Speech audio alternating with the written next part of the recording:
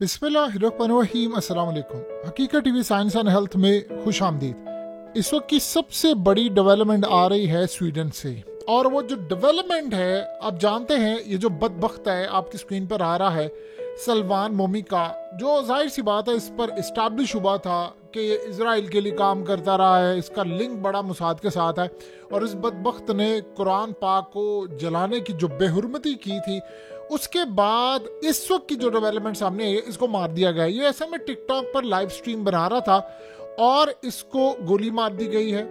लेकिन जो सबसे अहम डेवलपमेंट सामने आ रही है कि इसको मारा किसने है, क्योंकि देखिए अब तक कोई सामने नहीं आया। 5 के करीब इन्होंने लोग पकड़े हैं, और जो सबसे अहम बात यह है कि स्वीडन की जो इंटेलिजेंस एजेंसी है उन्होंने कहा है कि असल में इसके पीछे जो ताकतें हैं वो बड़ी खतरनाक हैं और वो बैरूने मुल्क से आई हैं। अब सवाल यहाँ पर ये पैदा होता है कि देखिए दो यहाँ पर महरक़ात हैं। इनिशियल इन्वेस्टिगेशन से उनको भी पता नहीं चला। ये काम याद रखिएगा, स्वीडन के अंदर मौजूद जो लोग हैं या इंटेलिजेंस के लोग हैं या डिपार्टमेंट के लोग होते हैं, उनकी मर्जी के बगैर नहीं हो सकता। ये आप ज़हन में रखिए। जिस तरह इस्माइल हानिया को मारा था और वहां पर ईरान जाना पड़ा और इस सूरत हाल में वो नहीं हुआ, यहाँ पर ये काम नहीं हो सकता। इनकी मर्जी के बगैर ये काम नहीं हो सकता। ये बात आप अच्छी तरह समझ लें। अब इसमें देखना ये है कि गवर्नमेंट लेवल के लोग शामिल थे नहीं, क्योंकि उसकी सबसे बड़ी वजह समझ लें कि इसमें काम क्या हुआ है। देखिए दो इस वक्त जो एस्पेक्ट है वो सामने आ रहे हैं। अगर तो इसमें नाम आता है किसी भी इस्लामिक कंट्री का, तो देखना ये है, उन्होंने कहा है कि इसमें बैरूनी इंटेलिजेंस एजेंसी शामिल थी, उनके लोग शामिल थे। 5 लोग यहाँ पर हायर किए गए थे और उन्होंने यहाँ पर पकड़ा और उसको मारा है। और पूरी तरह देखिए इस सारी सूरत हाल में क्या इजराइल का इसमें कोई हाथ है या नहीं है, क्योंकि बहुत सारी जगहों पर अब इस बारे में कहा जाता रहा था कि इसका इजराइल से ताल्लुक है और ये वहाँ पर काम करता रहा था इजराइल के साथ। बहुत सारे मामला सीआई और इजराइल का लिंक सारा इस्टेब्लिश हो रहा था। लेकिन जो सबसे अहम डेवलपमेंट है जो सामने चीज़ आ रही है वो ये है कि इसको मारा कैसे गया है। देखिए सबसे पहले आप समझ लें कि स्वीडन की इंटेलिजेंस एजेंसी को ये बात पता थी कि इसकी जान को खतरा है। सवाल ये पैदा होता है कि इसको प्रॉपर पूरी सिक्योरिटी दी गई थी, पुलिस ने अलाउ किया था, इसने वहां पर सिक्योरिटी ली हुई थी, इसको दी गई थी। और ये याद रखिएगा ये इलीगल था और इसको फिर नेशनैलिटी से लेकर तमाम इसके मामला पूरे हो रहे थे। और इससे भी बढ़कर इस पर केस साइज का फैसला होने वाला था। फैसले से चंद घंटे पहले इसको मारा गया है। ये बात आप ज़हन में रखिएगा। अब सवाल यहाँ पर ये पैदा होता है कि इतनी सारी जो सिक्योरिटी थी उसकी मौजूदगी में इसको दी गई थी, इसके ऊपर हमला हो सकता था, ये सारी सूरत हाल थी। कैसे कोई हमलावर आ सकता है? ये असल में 2 तरह से टास्क समटाइम याद रखिएगा पूरा होता है। देखिए इस सारी सूरत हाल में जाहिर सी बात है पूरी दुनिया के अंदर इसके सर पर इनामात रखे गए थे इस बदबख्त पर। इसको पुलिस ने इजाजत दी, उसने कहा दी हम दी इजहारे राय जो होता है आज़ादी उसकी वो पूरी तरह लोगों को देते हैं, वो फलाना करें। यानी ये कैसी सूरत हाल है कि आप 2 अरब लोगों के दिल की तौहीन करें। और खाली 2 अरब नहीं, दुनिया के अंदर कई अरब और लोग भी थे, वो कह रहे हैं कि चाहे वो इस्लाम से ना ताल्लुक रखते। उन्होंने कहा कैसे काम हुआ। तो इस सूरत हाल में अब लॉ एंड ऑर्डर की सिचुएशन स्वीडन में हो गई थी बहुत ज़्यादा पैदा। अब अगर वो अपने मुल्क से इसको निकालते, इसे पटिशन दायर की हुई थी कि भाई वो इसको डिपोर्ट भी करना चाहते थे वहाँ से, अगर इसको यहाँ से निकाला जाता तो सबसे बड़ा मसला ये पैदा होता कि उसके बाद यूरोप के ऊपर एक तलवार लटक जाती कि किसी को भी आप मुल्क से निकाल सकते। और ये बहुत ज़्यादा यूरोप इस बारे में कंसर्न था कि हम किसी की बात मानते नहीं, लेकिन लॉ एंड ऑर्डर की सिचुएशन तो समटाइम ये होता है कि आप ही के मुल्क की एजेंसी इनको रास्ते से हटा देती है कि यार ये हमारे लिए मुसीबत बना हुआ है, हर जगह आग लगती है, हंगामे खड़े ना हो जाए, बहुत सारे मामला। तो इस तरह याद रखिएगा सिक्योरिटी इनकी दी हुई थी, उनकी सिक्योरिटी हट जाए और वहाँ से अचानक से गायब हो जाएं। सीसीटीवी फुटेजेस उनको पता है क्योंकि इसके अपार्टमेंट के बाहर हर मिनट हर लम्हा निगरानी हो रही थी और करीब आगे पीछे हर तरह की सिक्योरिटी उसको मैसर थी। तो सवाल ये पैदा होता है कि कैसे होता है। समटाइम होता है कि खुद ही जान छुड़ाना चाहते हैं कि मुल्क के हालात ख़राब कर रहे हैं, तो किसी बैरूनी ताकत से मिलकर उसको इशारा दे देते कि ठीक है आपका भी काम हो जाए हमारा भी हो जाए। देखिए 2 अरब मुसलमान इसके पीछे थे और इसने कोई काम, आप अगर किसी भी मजहब की किताब के साथ ये काम करेंगे तो जाहिर सी बात है वो तो आपको नहीं छोड़ेंगे और ये इलीगल होना चाहिए। यानी कुरान सबसे पुरअमन दीन है और वहां पर आप जो बेहुरमती करते हैं ये किसी सूरत काबिल कबूल है, किसी भी मजहब को टारगेट नहीं किया जाना चाहिए। अब सवाल यहाँ पर ये पैदा होता है, जो मारने वाले आए थे वो कैसे बैरूनी ताकत बकौल इनके कि वो आए और आपके मुल्क में घुसते हैं और मारकर चले जाते हैं और आपको पता भी नहीं चलता, बगैर एजेंसियों के इन्वॉल्वमेंट के। पहली तो बात है ये काम हो ही नहीं सकता। सेकंड सूरत हाल ये पैदा होती है, ये बात आप ज़हन में रखिएगा, जो नंबर 2 सूरत हाल पैदा होती है वो उससे भी ज्यादा अजीबोगरीब है। किन को हायर किया गया? देखिए, कभी कभार होता है कि आप कई तरह के गोल्स अचीव कर लेते हो सकता है किसी खास मुल्क को टारगेट करना हो और उन्हीं से काम करवा के और उन्हीं को बाद में निशाना बनाए।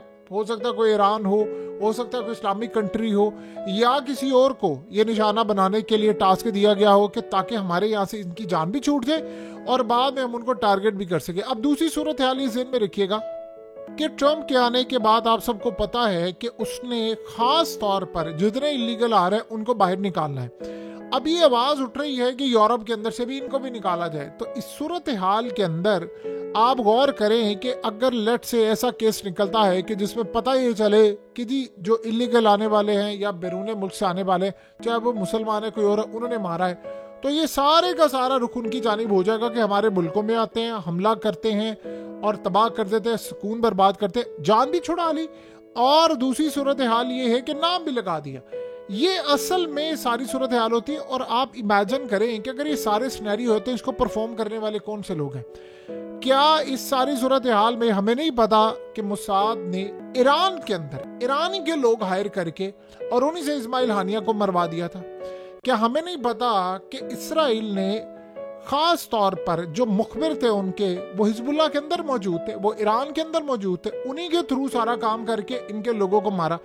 आप देखें ना, हर दफा तो जाकर इजराइल ने स्ट्राइक नहीं किया, बहुत सारे लोगों को स्ट्राइक करके मारा। तो इन्फॉर्मेशन वो कहां से आ रही थी? इजराइल को कैसे पता था? तो कभी कभार ऐसी सूरत हाल होती है कि आप अपना मिशन पूरा करते हैं, करता कोई और है। देखिए, असल मसला ये था कि जब आप लाइबिलिटी बन जाते हैं, जब आप बोझ बन जाते हैं, तो देन आपको हटाना बड़ा लाजिम हो जाता है। जो इस बंदे से काम लेना था, उसके बाद वो रिएक्शन, वो जिस तरह के रिजल्ट आ रहे थे, वो रिजल्ट आए नहीं है। और आप ये सोचें कि खास तौर पर ये बड़े ममालिक, आप जरा अंदाजा करें कि कई ममालिक इवन के तुर्की के ऊपर कितना ज्यादा इल्जाम लगा कि उन्होंने स्वीडन की मदद की, उस मुल्क की जिन्होंने इस बदबख्त को वहां पर इजाजत दे रखी थी कि तुम ये बदबख्ती वाला काम करो। स्वीडन ने मदद की। इमेजिन कीजिए जरा, स्वीडन ने मदद की और स्वीडन को नेटो में लाने के लिए तुर्की मदद कर रहा था। तो तुर्की के ऊपर भी बहुत ज्यादा इस वक्त ब्लेम आ रहा था कि क्या सूरत हाल है। खास तौर पर वो कह रहे थे कि हम आपको लाने के लिए जो किरदार अदा करें, हमारे ऊपर मसला पैदा हो रहा है। तो कभी कभार ये होता है कि बहुत सारे एक ही हमले से आपने कई तरह के गोल्स अचीव करने होते हैं और आप उनको टारगेट कर देते हैं। देखिए, दो चीजें आप ज़हन में रख लीजिएगा, ना तो आपकी मर्जी के बगैर कोई भी बेहुरमती कर सकता है कुरान मजीद की या किसी और चीज की, ना आपकी इजाजत के बगैर उसको ठिकाने लगाया जा सकता है। अब आप 1000 दफा दुनिया में ये कहते फिरे, 1000 दफा कह ले कि जी मुसाद ने मारा था इस्माइल हानिया को। क्या इजराइल से तिल अवीव से कोई जहाज उड़ा था तो उसने जाकर ये मारा? यानी ये अजीब सा एक मंतक है कि जी मारा। मारने वाले तो हायर करने वाले कौन से लोग थे? लोगों की मर्जी के बगैर हो सकता है। अब आप सोचिए इस्माइल हानिया के साथ क्या था।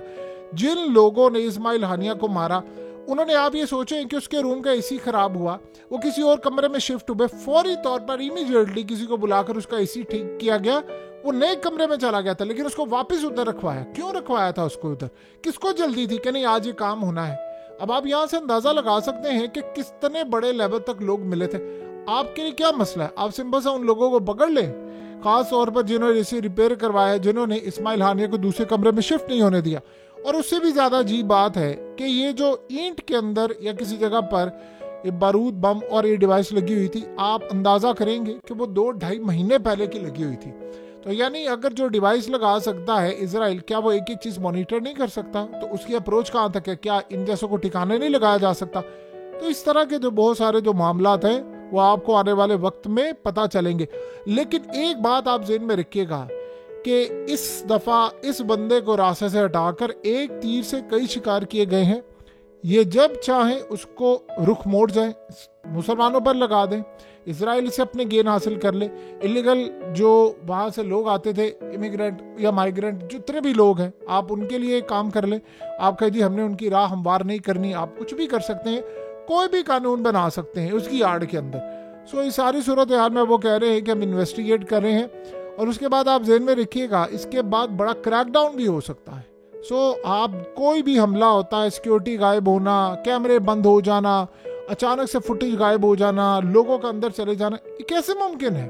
और आपने उसको, जब सबको पता है कि उस बंदे के ऊपर इल्ज़ामात लगे हुए थे, बहुत सारी चीज़ें थी, अब ये भी पॉसिबिलिटी है कि उसने कहा हो कि अगर मुझे यहाँ फैसिलिटीज़ नहीं मिलती तो मैं भांडा फोड़ दूंगा, मेरे पीछे क्या है, तो उसको मेरे रास्ते से हटाना जो मकसूद हो जाए। तो इस तरह के बहुत सारे जो काम होते हैं वो हमें नज़र आते हैं। हकीकत टीवी साइंस एंड हेल्थ की इस वीडियो के नीचे कमेंट ज़रूर कीजिए, अपनी राय का इजहार ज़रूर करें, और इस वीडियो को हर जगह शेयर करते हुए चैनल को सब्सक्राइब ज़रूर करें।